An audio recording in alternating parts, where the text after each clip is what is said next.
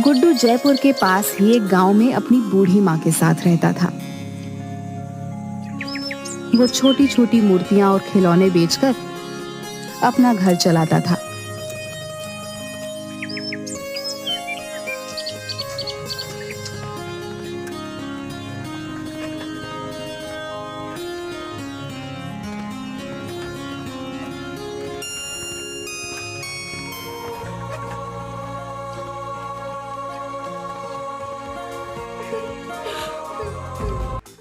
अरे माँ, तुम्हें क्या हुआ?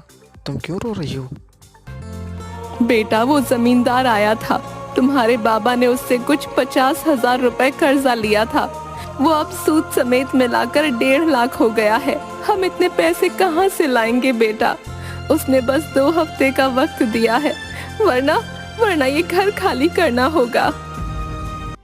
तुम रोना बंद करो, मैं कुछ करता हूँ। तुम फिक्र मत करो, मैं कुछ करता हूँ। तो परेशान सा पैसे जुगाड़ करने का रास्ता सोचते हुए बाहर निकल आता है।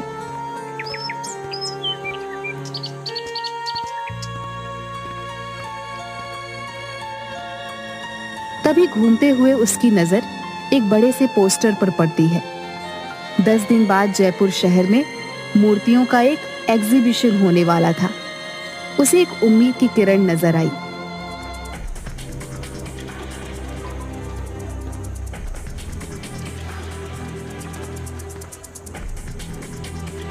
उसने तुरंत वापस लौटकर मूर्ति बनाना शुरू किया और 9 दिन की मेहनत के बाद 10वें दिन मूर्ति लेकर एग्जीबिशन में पहुंच गया। देखिए सर, ये मेरी कीमती मूर्ति है। और तुम्हें लगता है ये मूर्ति एग्जीबिशन में रखने के लायक है? क्यों सर, कुछ कमी रह गई है क्या? कमी? गुड्डू, तुम इसे मूर्ति कह रहे हो? ये मूर्ति कहने लायक ही नहीं है, मिट्टी का कबाड़ है, कबाड़। सर ऐसा मत कहिए, मैं इस मूर्ति को बनाने में बहुत मेहनत किया था। इसे मेहनत नहीं कहते गुड्डू। ये मूर्ति एग्जीबिशन में तो क्या, कहीं पर भी रखने के लायक नहीं है। ले जाओ इसे वापस।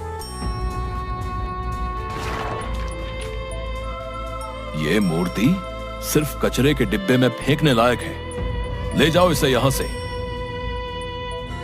गुड्डू की आंखें भर आई।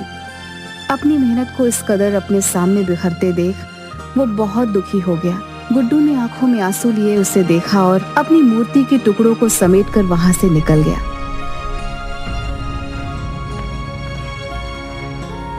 उसके जाने के बाद करण शिंदे खुद से ही बात करने लगता है। सपने हैसियत देखकर पूरे किए जाते हैं, और तुम्हारी इतनी हैसियत नहीं कि तुम इस एग्जीबिशन में अपनी मूर्ति रखो, समझे? चाहे कितनी ही खूबसूरत मूर्ति बना लो, गरीबी तुम्हें कभी ऊंचा उठने ही नहीं देगी, और मुझसे आके तो तुम कभी नहीं निकल सकते। गुड्डू रोता हुआ बाहर चला जाता है और सोचने लगता है कि अब वो क्या करे। वो माँ से वादा करके आया था, वो पूरे पैसे लेकर आएगा। अब वो माँ को क्या जवाब देगा?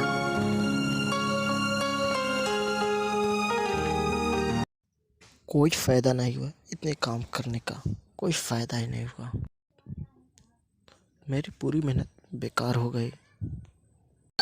गुस्से से वहीं पर फेंक देता है और वहां से आगे बढ़ जाता है। पर कुछ दूर जाने के बाद ही वो वापस पलट कर देखता है। उसे अपनी मूर्ति से बहुत प्यार है, जैसे उसका ही हिस्सा हो। वो ऐसे कैसे उसे फेंक सकता है? चाहे जो भी हो, मैं कितनी बार असफल रहूं, मगर इस मूर्ति को नहीं फेंक सकता। मगर एक दिन यही मुझे कामयाब बनाएंगे। गुड्डू ऐसे ही इस मूर्ति को लेकर वहां से निकल जाता है। शाम हो चुकी थी। वो दूसरे शहर से यहाँ आया होता है, इसलिए फिलहाल उसके पास रहने का कोई ठिकाना नहीं होता।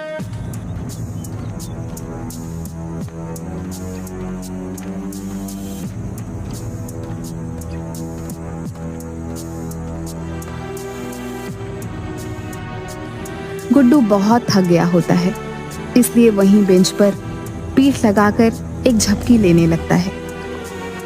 गुड्डू काफी देर तक सोता रहता है और फिर अचानक एक आवाज के साथ उठता है। नेक्स्ट पार्ट देखने के लिए चैनल को सब्सक्राइब, वीडियो को लाइक जरूर करना एंड बेल आइकन को दबाकर